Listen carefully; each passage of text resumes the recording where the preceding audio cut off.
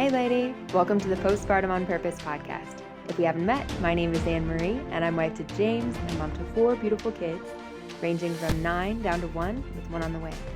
My hope is to help other women experience postpartum as a time of grit, growth, and grace.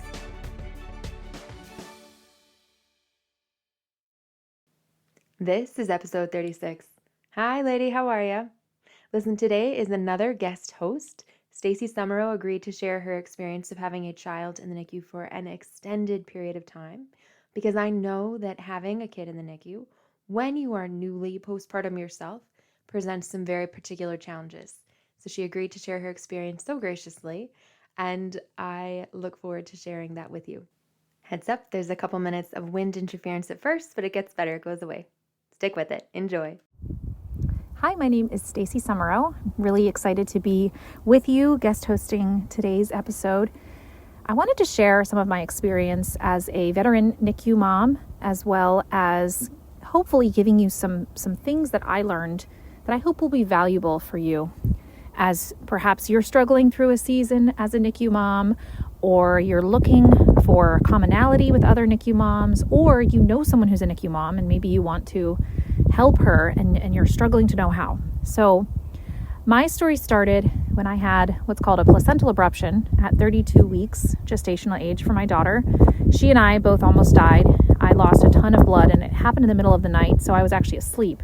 So by the time I woke up and we rushed to the hospital, they put me under for an emergency C-section, a very emergent C-section. That is not a straight scar that I have on my stomach. It is a jagged scar. And when my daughter was born, her APGAR score was 1. So she basically had no heart rate, and it took 22 minutes of CPR to resuscitate her.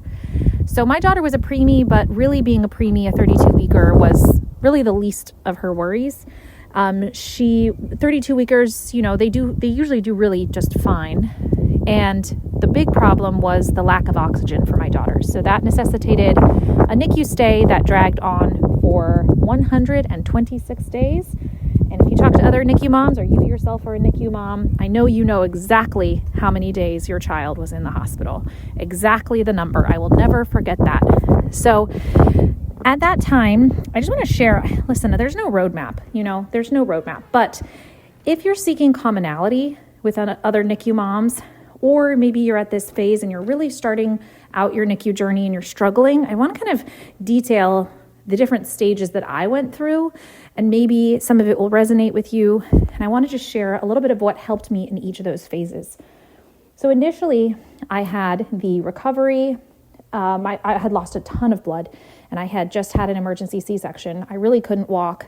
Emergency C-sections, I've come to find out, are a very different beast than a planned C-section, which apparently the planned C-sections are way easier to recover from. The doctors can be more careful and so forth, whereas with an emergency C-section, apparently it's just like 10 times harder to recover. So I would hope that would be the case because mine was horrible to recover from. I didn't get infections or anything, but I was very sick and I'd lost a ton of blood. So in that time, there was this strange kind of adrenaline that I was going on. It was my initial thoughts about my daughter were, she's a warrior. We're going to make it. We can power through this. And we were receiving just such an outpouring of support from family and friends. And it was just really moving to receive that. And that kind of initial adrenaline rush, it was so filled with emotion at the same time. I cried. When my daughter was 6 days old, she almost died again. She got a perforation in her intestines. She had to be transferred to another hospital. The medical team told us they didn't know if she'd make it or not.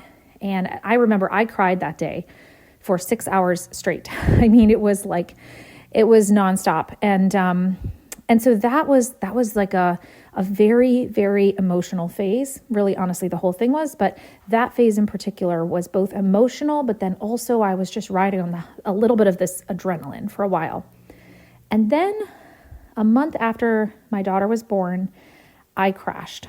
There's only so long that your body can go on this artificial adrenaline and energy. And I found myself having to recalibrate a little bit because I was so exhausted. I was waking up every 2 to 3 hours to pump. I was trying to recover from a C-section.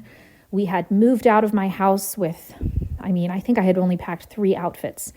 And we'd left our home, and I'd gone to live with my parents so that my mom could watch my oldest 2, who were 2 and 3 years old at the time. And I would drive back and forth 40 minutes every day to and from the hospital.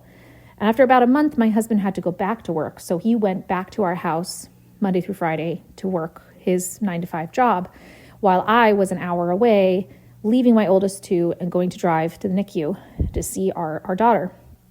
And so we settled into this very bizarre routine where our family was broken up in 3 places and none of my children were there at the same time. And we got a little bit out of the initial crisis mode.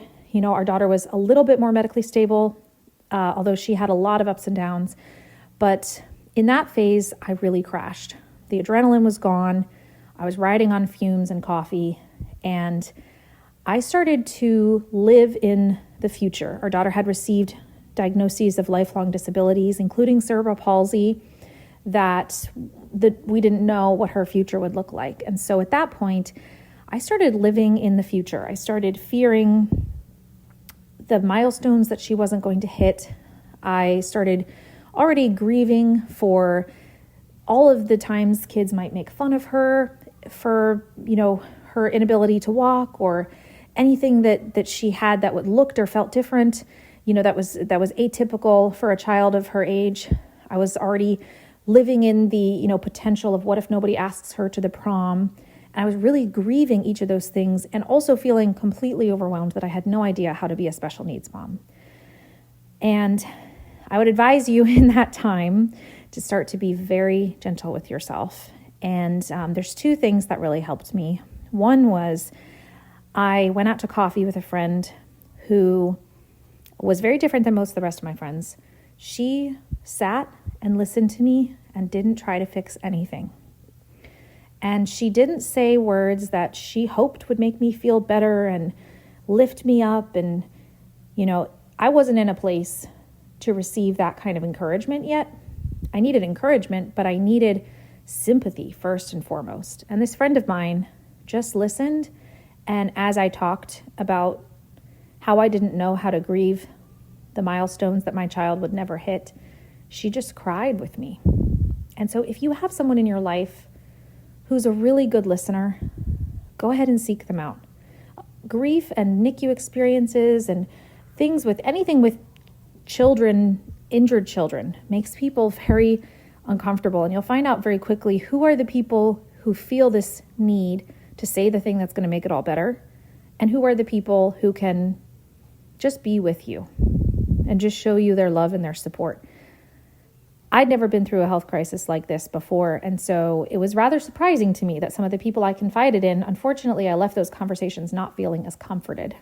And so I learned to be a little bit more particular about how much I shared with everyone, because some people would say, oh, God has this in his, he's got you. And while that is objectively true, it didn't really help me reconcile with the fact that I felt like God did not have this because I felt like I was in a free fall. And I'd leave that conversation feeling worse. So find your good listeners. The other thing I started to do in that time was to actually not just take care of myself. I hadn't been eating very well, hadn't been eating anything really. And so I started prioritizing eating a little bit more, even if it meant spending a little bit less time with my daughter. And I also started finding other things that gave me joy. I became very homesick for the following 2 months. And as I mentioned, I wasn't living at my house. And so I started just scrolling on Pinterest while I would hold my tiny little preemie, and I would just be doing skin to skin with her in the NICU. I started scrolling on Pinterest and finding a wallpaper to redecorate one of my bathrooms. And that just became a source of joy for me. It was a relatively small investment of money that was completely worth it for me in that time because it just helped my mind to focus on something else. At the time, I also started watching some style influencers, which I had never done before. I don't know why. Somebody's video caught my eye on YouTube one night, and I started watching a style influencer that I really liked, and then I started actually going through a bit of a wardrobe renaissance or whatever. As I mentioned, I had left my house with literally only 3 outfits. That's all I had time to pack. And so even though I didn't really have much time to do any shopping while I was in the NICU, I started watching these style videos and started kind of thinking about and designing a dream wardrobe, which I had never done before in my life. And then once my daughter was out of the NICU, I actually made that part of my me time. When I needed just a minute away, I would leave the kids with my husband and I would go out to thrift stores and I would shop for some of this, these clothes that I aspired to find. And I found a lot of them. And thrift stores are my favorite. You can invest in a new piece for a couple bucks and it's just a great way to go. So that was my escape. My point is, find an escape, find something. We also, in that time, were able to get away for a weekend, my husband and I. It was very hard to not go see my daughter that day. I felt very guilty because I had been going every single day. I went 123 out of the 126 days to see my daughter. I only missed 3 days. And one of them, or 2 of them, was to go with my husband away to a hotel. We used credit card points to book a hotel.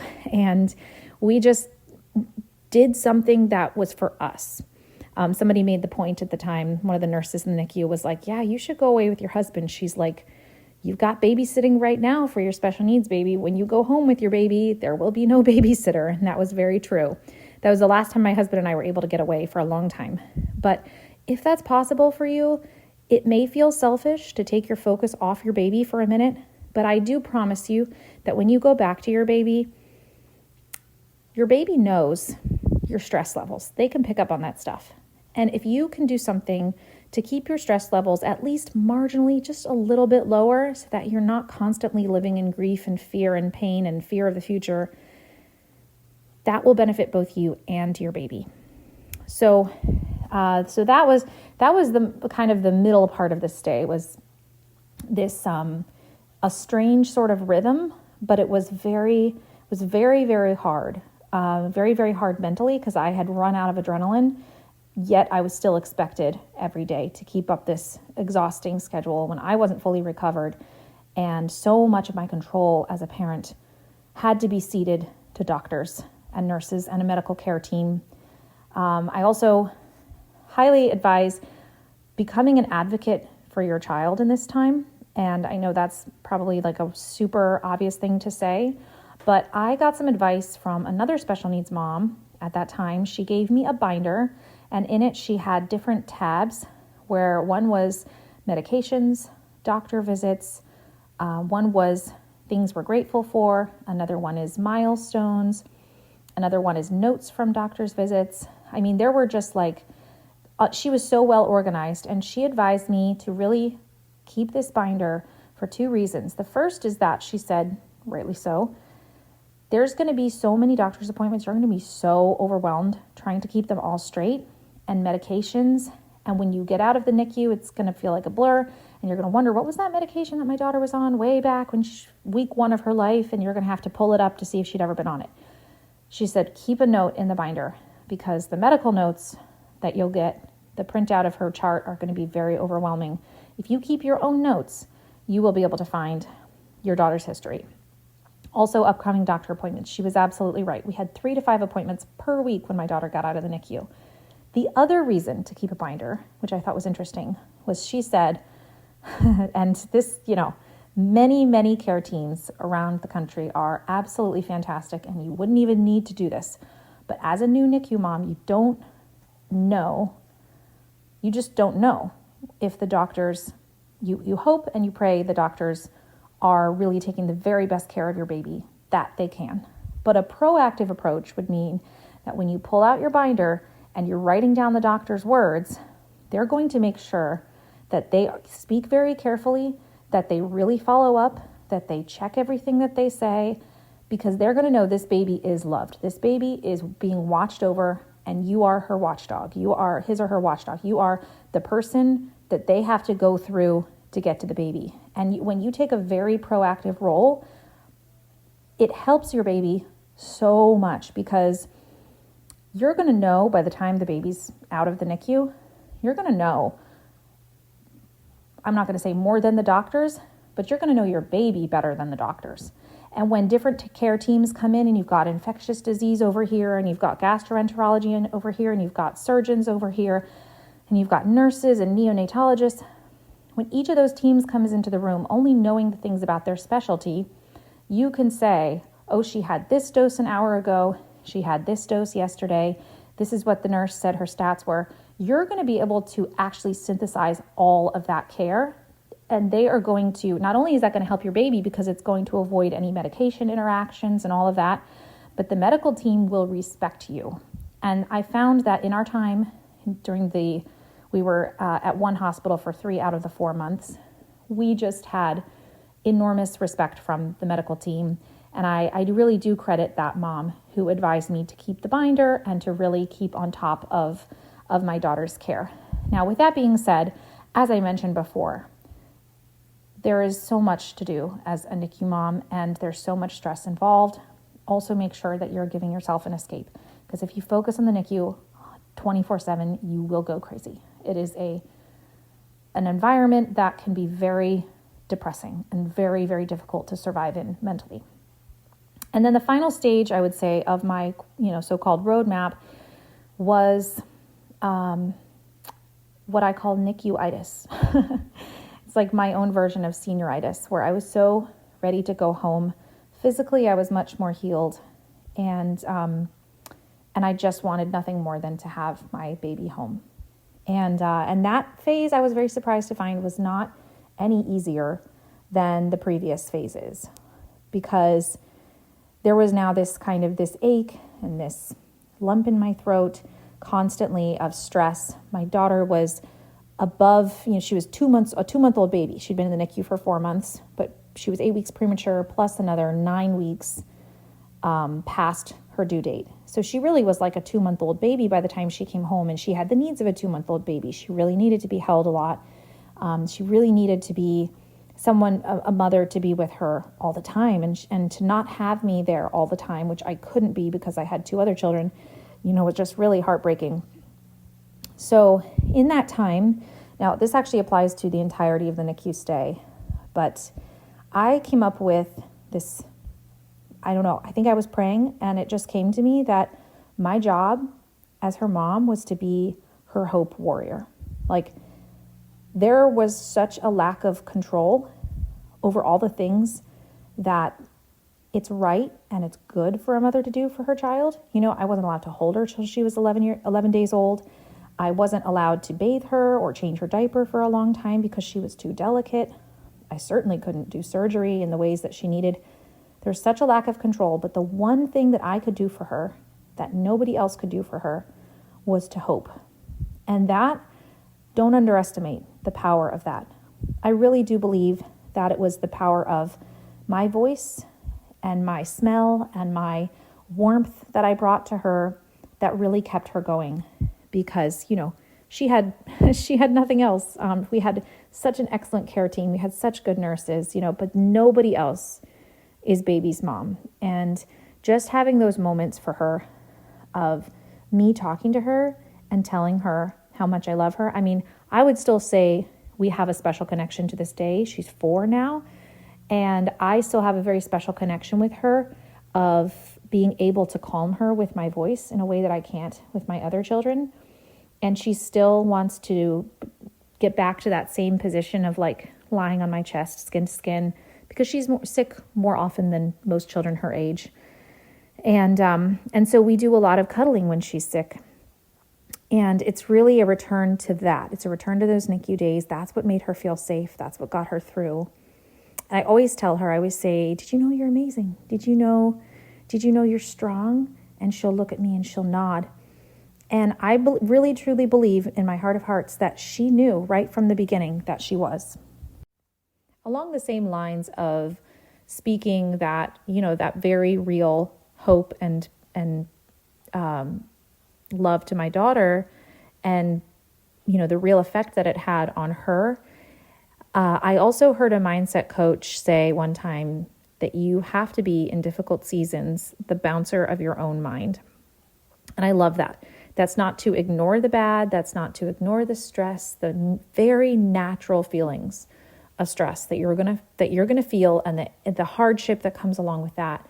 But you have to also celebrate the milestones. You also have to give thanks for your child's life. You also have to celebrate the little things that are going well, even if that's just, a hot cup of coffee in my hand right now as I drive to the hospital. And the best way to look at that I've thought of, because it tends to go just kind of to extremes. I'm like, oh, so I'm supposed to just be happy? And it's like, no, you don't have to just be happy. You can't be. You can't be when your child is separated from you like that.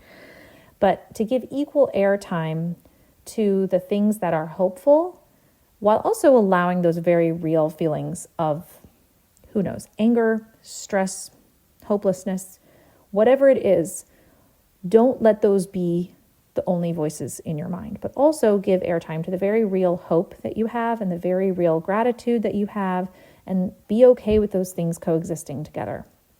In fact, I found that a lot of days in the NICU, I actually just felt really exhausted by the sheer range of coexisting emotions that were coursing through my mind and my body. It was like it drained me because there was so much. And so really be gentle with yourself. Like it doesn't matter if you're in the NICU for 2 days or 200 days. Those are the hardest 2 or 200 days of your life, and they will also continue to be hard if you have to take home a medically fragile baby, but they will be the kind of thing where over time, and this is where the hope comes in, over time, I've looked back and I've seen this is the work of years, okay? If you're a new NICU mom, do not feel pressure to feel this way or think this way right now. It has to come slowly and it has to come naturally. But over the course of years, you'll look back and you'll see the fruit of that refining fire that you were in the NICU. There's something that shifted. It was like so deep, it was in my bones. And it's the kind of thing that I couldn't see at the time. I was asking, why would God allow this? I didn't see the point of all of this suffering, but I still kept my faith because I knew it could sustain me. And I just held on to my faith even when I didn't have the answers to the questions. But the questions really bothered me. And it's only years later that I've been able to look back and see that the NICU made me into a person that I have much more respect for now. The NICU made me into a better person. And it made me into the kind of person such that I actually wouldn't want to go back to myself before the NICU. Even with all of the trauma and the hardship and the suffering, I wouldn't trade it. And that's the work of years, to be able to look back and say that. It's not something that will come quickly. And in fact, it took me until my daughter had been born a year. It was her first birthday. She'd been home for 8 months. She was in the NICU for 4.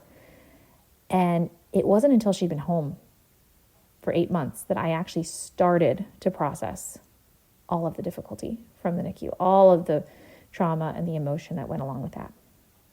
So give yourself so much patience and time. If you're in the NICU right now, it's not the time to figure out the answer to the question why. That question has to come very, very slowly, and it will. Final thing I wanted to add was that it's very normal to wonder about the future.